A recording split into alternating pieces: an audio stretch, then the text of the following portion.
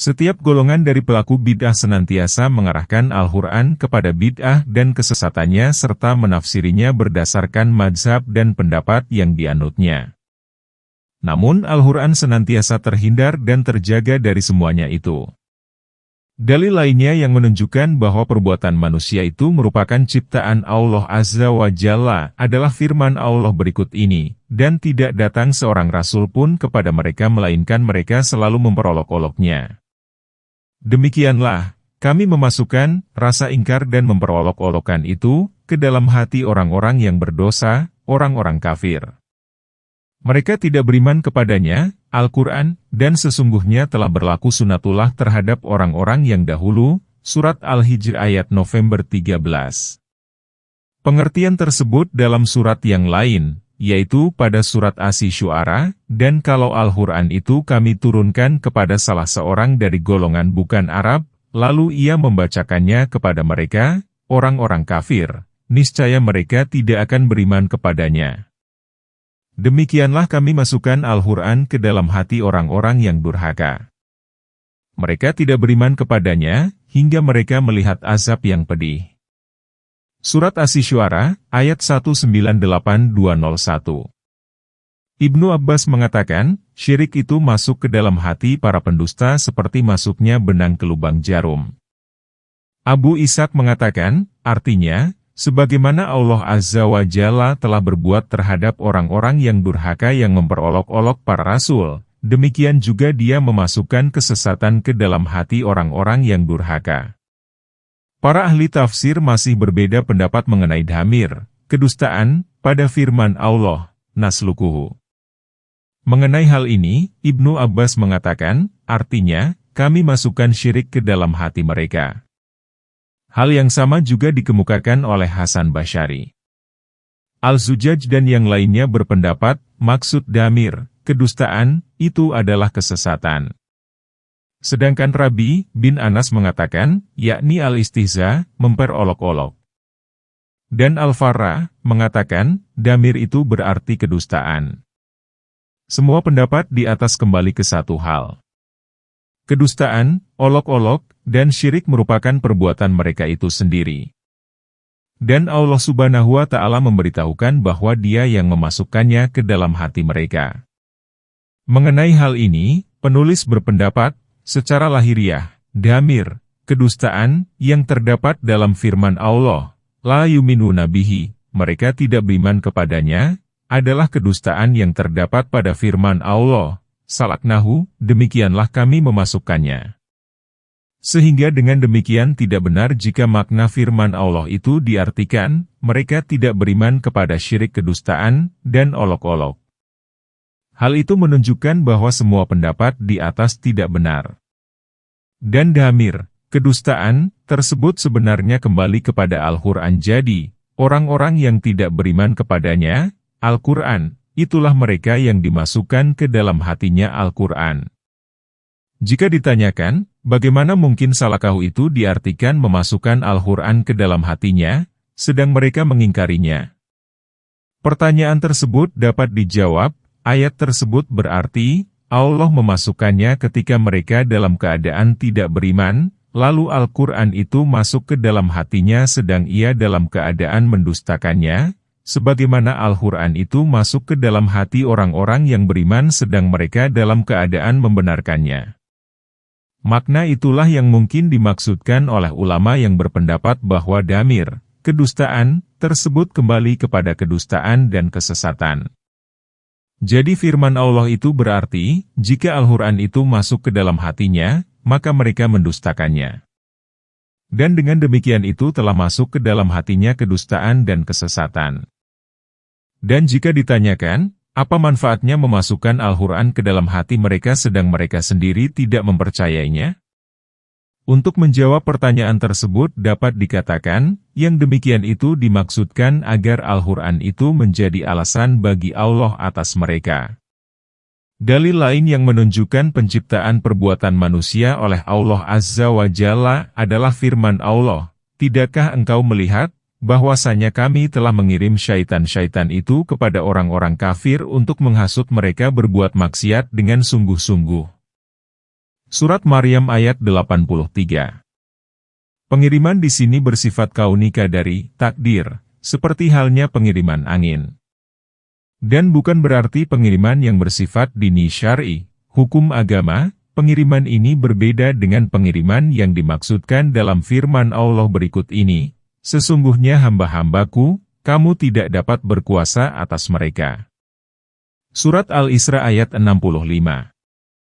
Kekuasaan di sini adalah kekuasaan yang dengannya Allah mengirimkan bala tentara Allah untuk melawan orang-orang kafir. Menurut Abu Ishaq, irsa'al di sini berarti penguasaan. Sebagaimana yang terdapat dalam firman Allah ini, sesungguhnya hamba-hambaku tidak ada kekuasaan bagimu terhadap mereka, kecuali orang-orang yang mengikutimu, yaitu orang-orang yang sesat. Surat Al-Hijr ayat 42. Ketahuilah, orang yang mau mengikutinya berarti dia itulah yang dikuasainya.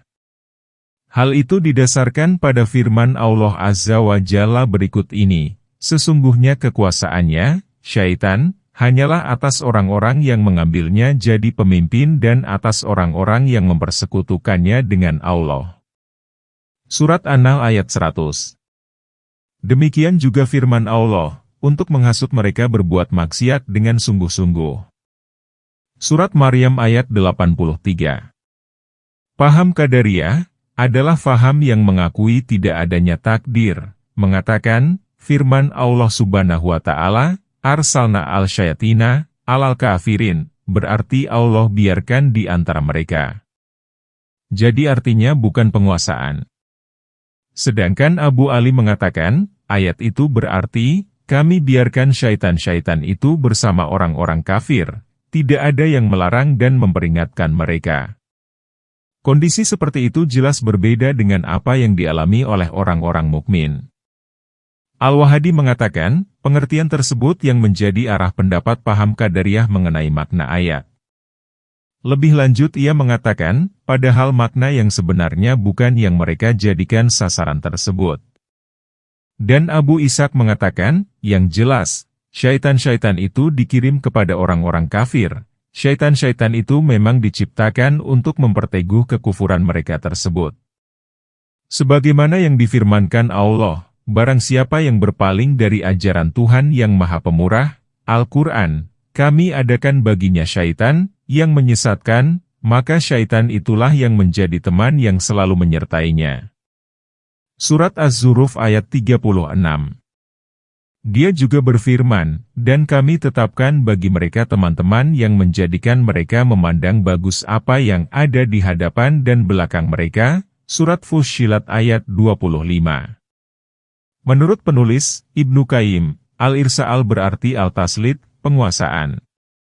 Demikian itulah yang dapat difahami dari kata al-irsa'al, sebagaimana yang disebutkan dalam hadis di mana beliau bersabda, Idza arsalta kalbaka al-mu alam, yang hal itu berarti, jika engkau telah kuasakan kepada anjing mu yang sudah terlatih.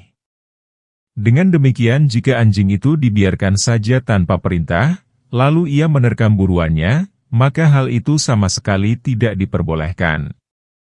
Demikian halnya dengan firman Allah, dan juga pada kisah kaum Ad, ketika kami kirimkan kepada mereka angin yang membinasakan. Surat Al-Zariyah ayat 41. Hal itu berarti, Allah kuasakan dan kerahkan angin itu menghembus mereka. Hal yang sama juga terdapat pada firman Allah yang satu ini, dan Dia mengirimkan kepada mereka burung yang berbondong-bondong, Surat Al-Fil ayat 3. Juga firman Allah, sesungguhnya kami menimpakan atas mereka satu suara yang keras mengguntur. Surat Al-Qamar ayat 31. Di antara dalil lain yang menunjukkan penciptaan perbuatan manusia adalah firman Allah, katakanlah, aku berlindung kepada Tuhan, yang memelihara dan menguasai manusia, raja manusia, sembahan manusia, dari kejahatan, bisikan, syaitan yang biasa bersembunyi, yang membisikkan, kejahatan, ke dalam dada manusia, dari golongan, jin dan manusia. Surat An-Naas ayat 1-6.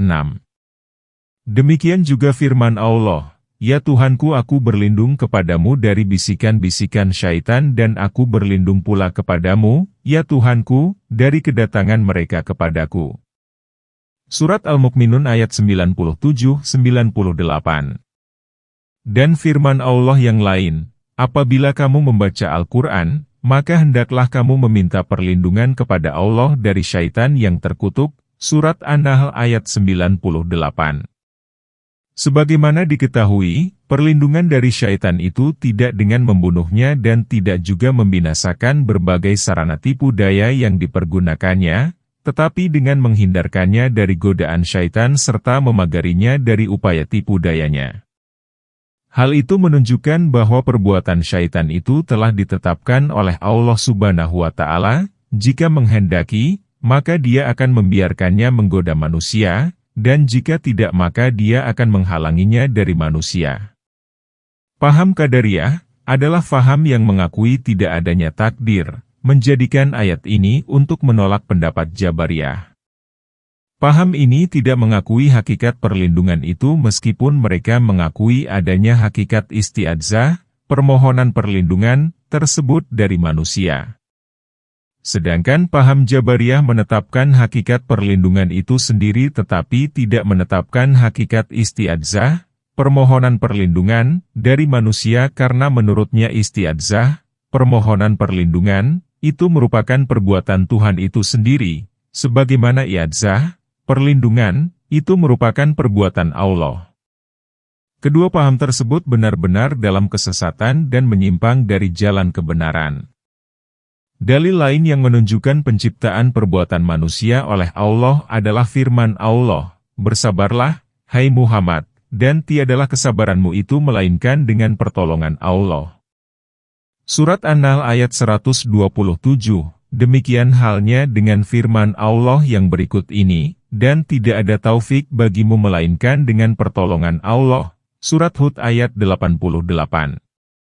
Sebagaimana diketahui kesabaran dan taufik itu merupakan perbuatan manusia yang bersifat pilihan.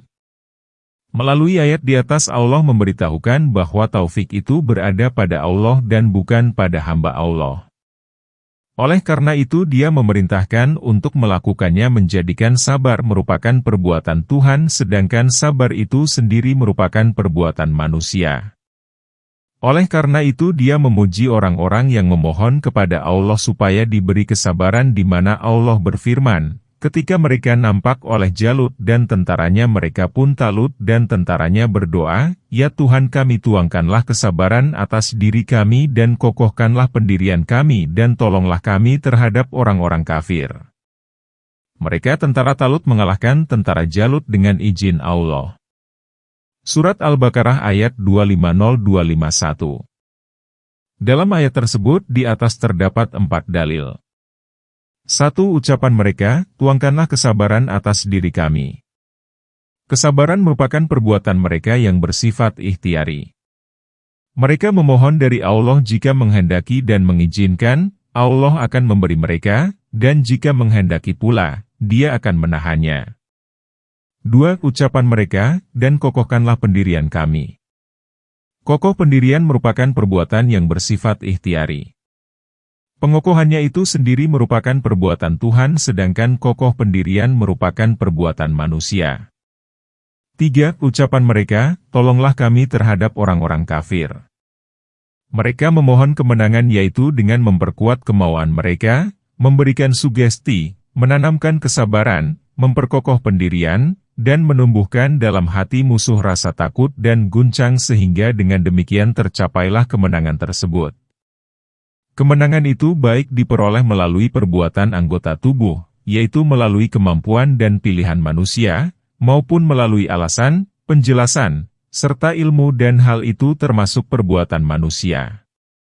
Allah Subhanahu wa Ta'ala memberitahu bahwa secara keseluruhan kemenangan itu berasal dari Allah, dan Dia sangat menghargai mereka yang memohon kemenangan itu dari Allah. Menurut paham Qadariyah, kemenangan itu di luar ketetapan Allah Azza wa Jalla. 4. Firman Allah, mereka, tentara Talut, mengalahkan tentara Jalut dengan izin Allah. Izin Allah di sini bersifat kauni qadari, takdir. Dengan pengertian, izin tersebut berdasarkan kehendak, qadha, sesuatu yang ditetapkan Allah pada makhluknya berupa penciptaan, peniadaan, perubahan, dan takdir Allah. Dan bukan izin yang bersifat peraturan yang berarti perintah. Dengan izin tersebut kemenangan itu sudah pasti dapat diraih. Dalil lain yang menunjukkan penciptaan perbuatan manusia oleh Allah Azza wa Jalla adalah firman Allah, dan janganlah kamu mengikuti orang yang hatinya telah kami lalaikan dari mengingat kami serta menuruti hawa nafsunya. Surat Al-Kahfi ayat 28. Dalam ayat tersebut ini terdapat penolakan secara terang-terangan terhadap kedua paham tersebut, Qadariyah dan Jabariyah, serta menggugurkan pendapat keduanya. Allah Subhanahu wa Ta'ala dapat melalaikan hati seorang hamba dari berzikir kepada Allah, sehingga ia pun lalai. Menjadikan lalai adalah perbuatan Allah sedangkan lalai itu sendiri adalah perbuatan manusia. Setelah itu dia memberitahukan bahwa ia telah mengikuti hawa nafsunya, dan yang demikian itu merupakan perbuatannya sendiri. Paham Qadariyah menyelewengkan ayat itu dan yang semisalnya, di mana mereka mengatakan, ayat, orang yang telah kami lalaikan hatinya, berarti, Allah menyebut, atau mendapatkan, atau mengetahuinya dalam keadaan lalai. Kata afalnahu sama seperti kata akamnahu atau afkarnahu yang berarti kami jadikan ia seperti itu. Dengan demikian, hal itu terjadi karena mutlak akibat perbuatan manusia tanpa adanya campur tangan dari perbuatan Allah sama sekali. Padahal, tidak mungkin seseorang itu menjadikan dirinya sendiri lalai, karena melalaikan diri sendiri itu mensyaratkan adanya kesadaran diri ketika melakukannya, dan itu jelas bertentangan dengan makna lalai itu sendiri. Berbeda dengan lalai yang diciptakan Allah Azza wa Jalla bagi hamba Allah, di mana kelalaian itu tidak bertolak belakang dengan kesadaran dan pengetahuan Allah atas kelalaian hamba Allah tersebut. Dan ini sudah sangat jelas sekali bahwa ikfa'al, menjadikan lalai, adalah perbuatan Allah, sedangkan ghaflah, lalai, itu sendiri merupakan perbuatan manusia. Dalil lainnya yang menjadi dasar penciptaan perbuatan manusia oleh Allah Subhanahu wa Ta'ala adalah firman Allah yang memberitahu keadaan Nabi Syuaib, di mana Syuaib berkata kepada kaumnya, sungguh kami mengada-adakan kebohongan yang besar terhadap Allah, jika kami kembali kepada agama kalian sesudah Allah melepaskan kami darinya. Dan tidaklah patut kami kembali kepadanya kecuali jika Allah, Tuhan kami menghendakinya. Surat Al-Araf ayat 89. Ayat di atas menggugurkan pendapat paham Qadariyah, di mana Allah Azza wa Jalla sangat tidak mungkin menyuruh hamba Allah memeluk agama kafir dan menyekutukan Allah, namun dengan kehendak Allah dia akan menyesatkan siapa saja yang dikehendakinya dan memberi petunjuk kepada siapa yang dikehendaki Allah pula. Lebih lanjut Syuaib berucap, pengetahuan Tuhan kami meliputi segala sesuatu. Surat Al-Araf ayat 89. Dengan demikian itu, Syuaib mengembalikan permasalahannya kepada kehendak dan ilmu Allah, karena dalam penciptaan makhluk Allah ini, Allah Subhanahu wa Ta'ala memiliki ilmu yang meliputi segala hal, dan kehendak Allah berada di belakang pengetahuan Allah atas semua makhluk Allah. Penolakan kami, Syuaib, untuk kembali memeluk agama kalian, kaumnya, berdasarkan pengetahuan dan kehendak yang ada pada kami, sedangkan Allah mempunyai pengetahuan dan kehendak yang lain lagi di belakang pengetahuan dan kehendak kami. Oleh karena itu Syuaib mengembalikan segala sesuatunya kepada Allah. Hal yang seperti itu adalah ucapan Nabi Ibrahim Khalilullah berikut ini, dan aku tidak takut kepada malapetaka dari sembahan-sembahan yang kalian persekutukan dengan Allah kecuali di saat Tuhanku menghendaki sesuatu dari malapetaka itu. Pengetahuan Tuhanku meliputi segala sesuatu. Surat Al-An'am ayat 80. Semua Rasul mengembalikan semua permasalahan kepada kehendak dan pengetahuan Allah Azza wa Jalla. Oleh karena itu, dia memerintahkan Rasul Allah untuk tidak mengatakan akan melakukan sesuatu sehingga Allah menghendakinya, karena jika dia menghendaki, maka ia baru akan melakukannya dan jika tidak, maka ia tidak akan melakukannya. Secara keseluruhan, semua dalil yang ada di dalam Al-Quran yang menunjukkan keesaan Allah Azza wa Jalla, maka ia juga merupakan dalil yang menunjukkan takdir dan penciptaan perbuatan manusia. Oleh karena itu penetapan takdir merupakan dasar tauhid. Ibnu Abbas mengatakan, iman kepada takdir merupakan sistem tauhid. Karenanya, barang siapa mendustakan takdir, maka gugurlah dusta dan tauhidnya tersebut. Bab 14. Petunjuk dan kesesatan serta tingkatan-tingkatannya. Pembahasan ini merupakan inti dari permasalahan mengenai takdir. Sebaik-baik takdir yang ditetapkan Allah dan sebesar-besar bagian yang diberikan Allah kepada hamba Allah adalah petunjuk. Dan cobaan yang paling berat yang diberikan kepada hamba Allah adalah kesesatan. Dengan demikian, segala macam bentuk kenikmatan menempati urutan di bawah petunjuk. Dan segala macam musibah menempati urutan di bawah kesesatan.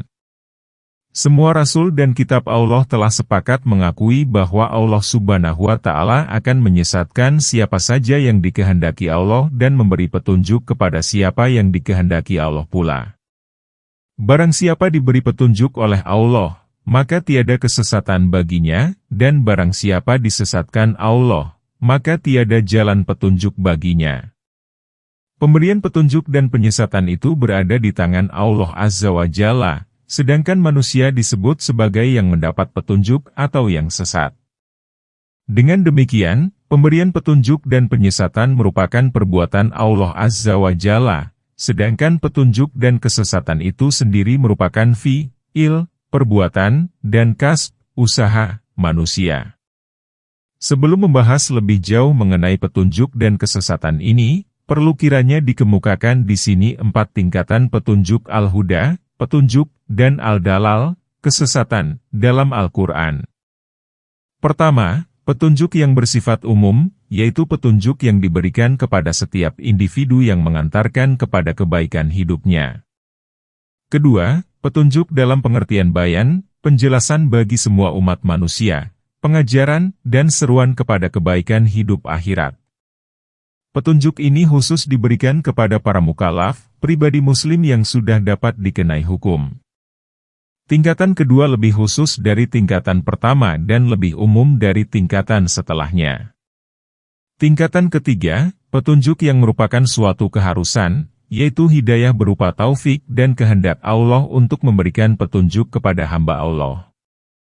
Mengenai tingkatan pertama, Allah Subhanahu wa Ta'ala telah berfirman, "Sucikanlah nama Tuhanmu yang Maha Tinggi, yang menciptakan dan menyempurnakan penciptaannya, dan yang menentukan kadar masing-masing, serta memberi petunjuk." Surat Al-A'la ayat 1-3. Dalam ayat di atas, Allah Subhanahu wa Ta'ala menyebutkan 4 hal: penciptaan, penyempurnaan, penentuan, dan petunjuk. Dia menjadikan penyempurnaan sebagai kesempurnaan ciptaan, sedangkan petunjuk sebagai kesempurnaan takdir. Atha mengatakan, Dia menciptakan dan menyempurnakan ciptaannya sehingga ciptaan Allah benar-benar sangat baik. Dalam hal itu ia mendasarinya dengan firman Allah, yang membuat segala sesuatu yang dia ciptakan sebaik-baiknya, surat Al-Sajdah ayat 7. Dengan demikian, kebaikan ciptaan Allah mencakup kesempurnaan, keserasian anggota tubuhnya, di mana tidak ada satu bagian pun yang tertinggalkan. Penciptaan berarti pengadaan, penyempurnaan berarti ketekunan dan kebaikan ciptaan Allah. Al-Kilabi mengatakan, Allah Azza wa Jalla, Allah yang Maha Mulia, Maha Besar, telah menciptakan manusia dan Dia menyempurnakan ciptaannya dengan melengkapinya dengan 2 tangan, 2 mata, 2 kaki.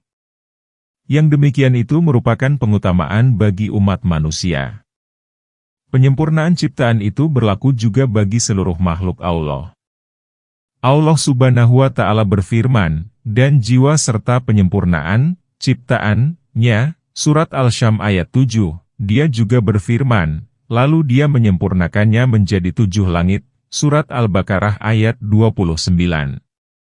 Dengan demikian, penyempurnaan ciptaan tersebut mencakup seluruh makhluk Allah.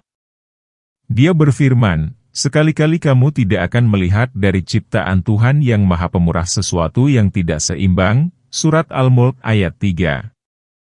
Tidak adanya keseimbangan dan penyempurnaan itu kembali kepada tidak dilakukannya penyempurnaan bagi suatu makhluk, karena penyempurnaan itu bersifat wujudi, eksistensial, berkaitan langsung dengan akibat dan penciptaan.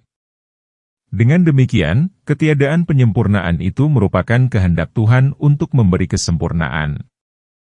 Yang demikian itu bersifat adami, nihilistik.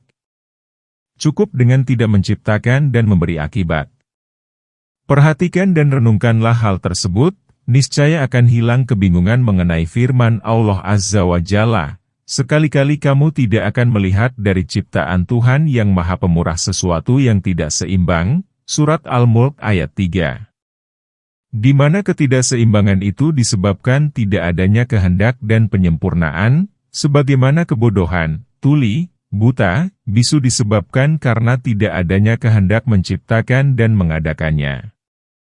Mengenai pembahasan ini secara lengkap akan diuraikan pada pembahasan mengenai masuknya keburukan dalam qada, ketetapan, yaitu pada sabda Rasulullah Shallallahu Alaihi Wasallam, keburukan itu bukan ditujukan kepadamu.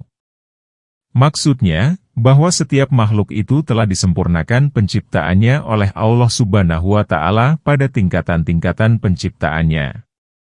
Sedangkan mengenai takdir dan hidayah yang terdapat dalam firman Allah, dan yang menentukan kadar, masing-masing, serta memberi petunjuk.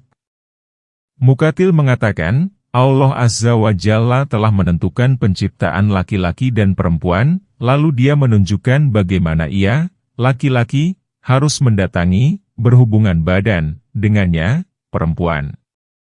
Ibnu Abbas, Al-Kilabi, dan Atha, mengatakan, Allah Azza wa Jalla menentukan keturunan manusia yang dikehendaki Allah, lalu Dia menunjuki orang laki-laki bagaimana berhubungan badan dengan wanita. Pendapat di atas menjadi pilihan oleh penulis buku Al-Nujum, dan ia mengatakan, huda'a berarti pemberian petunjuk kepada orang laki-laki bagaimana ia harus menyetubuhi wanita, karena cara hewan jantan mengawini hewan betina berbeda-beda antara yang satu dengan lainnya, tergantung pada bentuk dan postur tubuh hewan tersebut. Seandainya Allah Subhanahu wa Ta'ala menciptakan semua makhluk Allah yang jantan dengan tidak diberikan petunjuk bagaimana ia harus mendatangi pasangannya, niscaya tidak akan pernah tahu. Muqatil juga mengatakan, Allah memberikan petunjuk kepada makhluk Allah untuk kehidupan dan pengasuhan. Al-Sadi mengatakan, Allah menentukan masa seorang janin di dalam rahim ibunya, lalu Dia memberi petunjuk kepadanya untuk keluar. Sedangkan Mujahid mengatakan, Allah memberikan petunjuk kepada manusia ke jalan kebaikan dan kejahatan, kebahagiaan dan kesengsaraan. Dan Al-Sadi berpendapat, pertama Allah Azza wa Jalla menentukan, lalu Dia memberi petunjuk atau menyesatkan. Maka cukup bagi Allah menyebutkan salah satu darinya. Mengenai hal ini, penulis, Ibnu Qayyim al-Jauziyah, berpendapat, bahwa firman Allah ini, dan yang menentukan kadar, masing-masing, serta memberi petunjuk, lebih umum dari sekedar semua pengertian di atas, dan yang paling lemah adalah pendapat Al-Farra. Yang dimaksudkan dengan hidayah, petunjuk, di sini adalah hidayah yang bersifat umum untuk kepentingan hewan dalam kehidupannya. Dan bukan hidayah iman dan kesesatan yang tergantung pada kehendak Allah, yang dimaksudkan. Persamaan ayat tersebut adalah firman Allah. Musa berkata, Tuhan kami, Dialah Tuhan yang telah memberikan kepada setiap sesuatu bentuk kejadiannya, kemudian memberinya petunjuk. Surat Taha ayat 50. Karunia penciptaan suatu makhluk itu berupa pengadaannya keluar dari rahim menuju ke dunia ini. Sedangkan hidayah, pemberian petunjuk, itu berupa pengajaran dan bimbingan untuk memperoleh kelangsungan hidup, perlindungan diri, dan keteguhan di jalan kebenaran. Apa yang dikemukakan oleh Mujahid di atas merupakan permisalan semata dan bukan sebagai penafsiran terhadap ayat itu sendiri, karena kandungan ayat tersebut mencakup juga petunjuk bagi hewan dan manusia secara keseluruhan. Demikian halnya yang dikemukakan oleh mereka yang berpendapat bahwa yang dimaksudkan pemberian petunjuk tersebut adalah pengajaran bagaimana jenis kelamin laki-laki harus mendatangi, berhubungan badan, dengan jenis kelamin perempuan. Yang demikian itu juga merupakan permisalan belaka, karena yang demikian itu hanya merupakan salah satu dari petunjuk yang tiada dapat menghitungnya kecuali Allah semata. Demikian juga pendapat yang menyatakan bahwa petunjuk itu dimaksudkan sebagai pemeliharaan. Petunjuk menyusui setelah si janin lahir, yang dengan petunjuk itu, ia akan senantiasa mengetahui kemana saja ibunya pergi. Petunjuk dimaksudkan untuk memperoleh hal-hal yang bermanfaat bagi pengasuhan dan pemeliharaannya. Juga pemberian petunjuk untuk bergerak dan terbang bagi hewan yang sama sekali tidak dapat dilakukan oleh manusia. Misalnya, pemberian petunjuk bagi lebah yang terbang jauh menelusuri jalan sehingga ia dapat melindungi diri dan mengingat jalan tersebut sehingga dapat kembali ke rumahnya yang berada di tengah-tengah berbagai macam pohon yang lebat di atas gunung tanpa salah memasuki rumah lebah yang lain. Mengenai pengajaran dan pemberian petunjuk kepada lebah ini benar-benar menakjubkan dan mencengangkan. Dalam kehidupannya, lebah-lebah itu memiliki pemimpin, yaitu seekor ratu, yang bertubuh paling besar, paling baik warna dan bentuknya. Lebah-lebah betina bertugas melahirkan anak dan yang paling banyak anaknya berjenis kelamin betina. Jika ada yang lahir jantan, maka lebah-lebah itu tidak membiarkannya begitu saja, tetapi mengusir atau membunuhnya kecuali hanya sedikit saja yang dibiarkannya untuk diberikan tugas mengawal dan mendampingi sang ratu. Yang demikian itu, lebah jantan sama sekali tidak bekerja dan tidak menghasilkan apa-apa. Selanjutnya, lebah-lebah betina dan anak-anaknya berkumpul di hadapan sang ratu untuk kemudian keluar rumah menuju ke taman bunga atau perkebunan yang tidak jauh dari rumahnya. Setelah dirasa cukup, sang ratu mengajaknya kembali pulang. Ketika sampai di pintu rumahnya, sang ratu berhenti dan mengawasi, tidak akan membiarkan lebah lain memasukinya. Setelah semuanya masuk, baru sang ratu kembali. Semua populasinya mendapatkan tempatnya masing-masing. Setelah itu, sang ratu mulai bekerja, seolah-olah ia memerintahkan semua lebah itu untuk bekerja untuknya. Maka semuanya segera bekerja, sedangkan sang ratu duduk sembari mengawasi anak buahnya bekerja. Sebagian ada yang berusaha membuat lilin malam.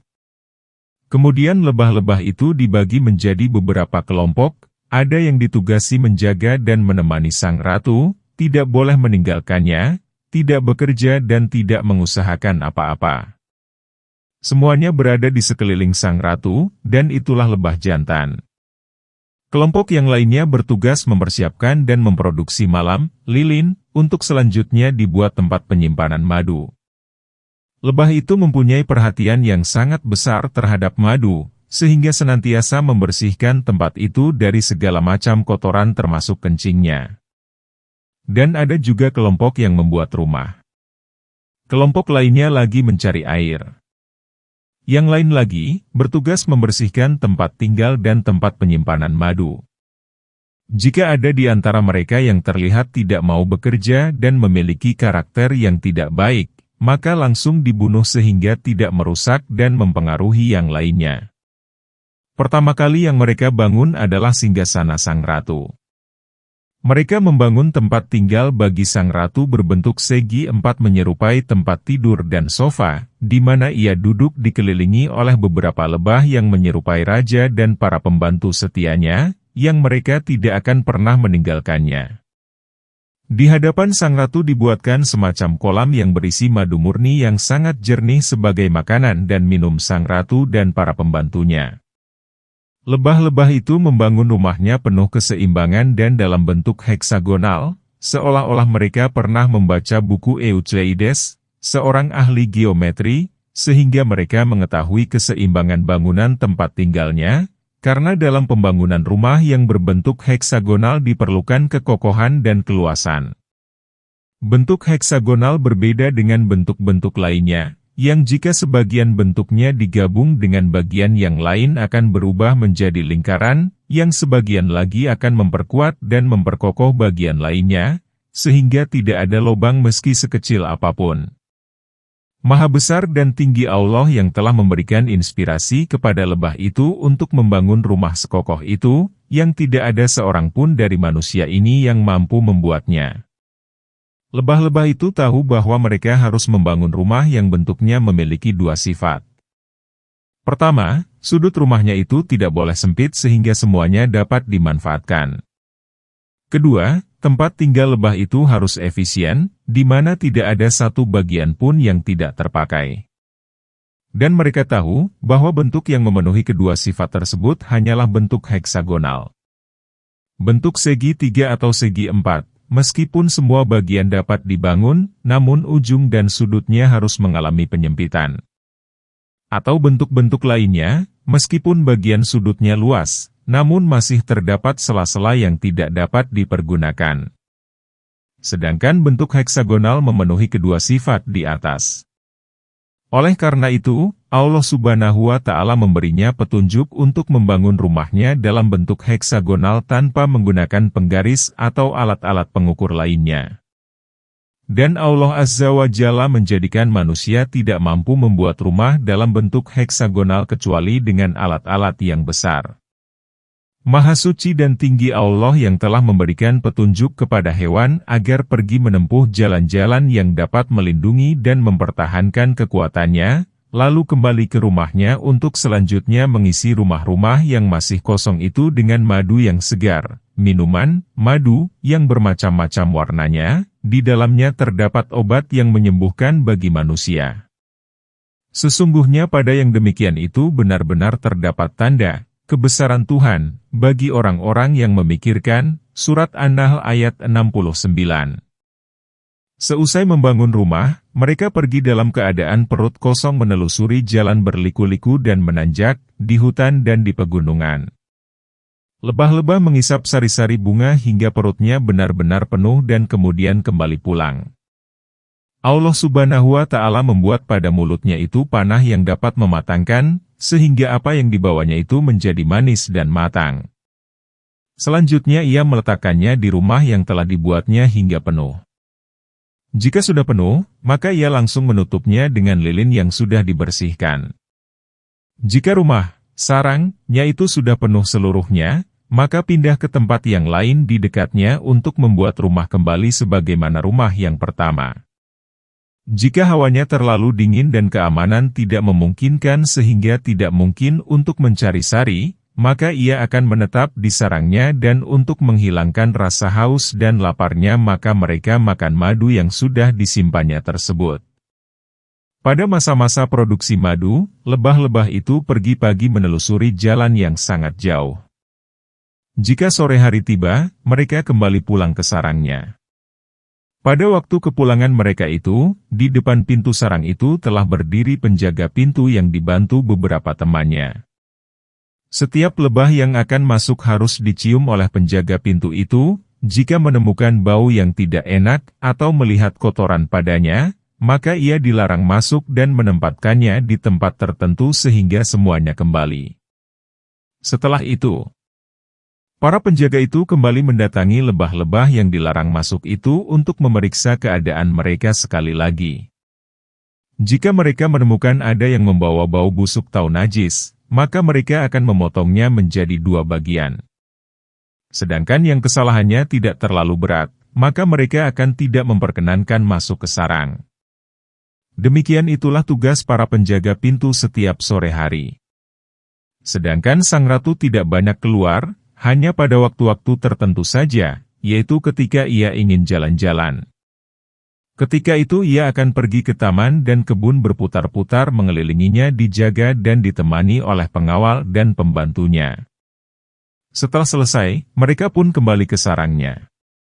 Di antara keajaiban sang ratu itu adalah, jika ada lebah, baik itu pengawal maupun pembuat sarang yang menyakitinya, maka ia akan marah dan menjauhi sarang tersebut dengan diikuti oleh seluruh lebah sehingga sarangnya pun dibiarkan kosong. Jika marah, sang ratu itu hinggap di bagian pohon yang paling tinggi dengan dikelilingi oleh lebah-lebah lainnya hingga berbentuk seperti bola. Lalu si pemilik lebah, peternak, itu mengambil kayu panjang, di bagian ujungnya diikat tumbuhan yang wangi dan bersih. Kemudian dengan kayu itu, ia dekatkan tumbuh-tumbuhan wangi itu hingga marah sang ratu itu reda. Jika marahnya sudah reda, maka ratu lebah itu terbang dan hinggap ke ikatan tumbuhan wangi itu diikuti oleh pengawal dan anak buahnya. Jika sudah berkumpul semuanya, maka peternak itu langsung membawanya kembali ke sarangnya. Di antara keajaiban lainnya, lebah-lebah itu akan membunuh ratu-ratu yang zalim yang suka membuat kerusakan dan tidak akan menaatinya. Lebah-lebah yang paling kecil adalah penghasil madu. Mereka itulah yang berusaha membunuh lebah-lebah yang tidak banyak mendatangkan manfaat dan mengusirnya dari sarangnya.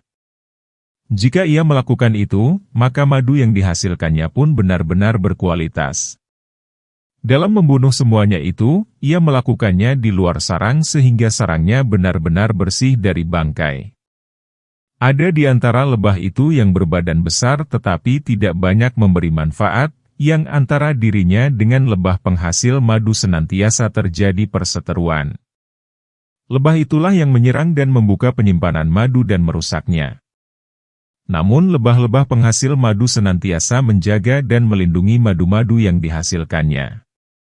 Jika lebah-lebah perusak itu menyerang lebah penghasil madu, maka mereka akan dipepetkan di pintu tempat penyimpan madu dan melumurinya dengan madu sehingga mereka tidak dapat terbang kecuali sebagian kecil saja.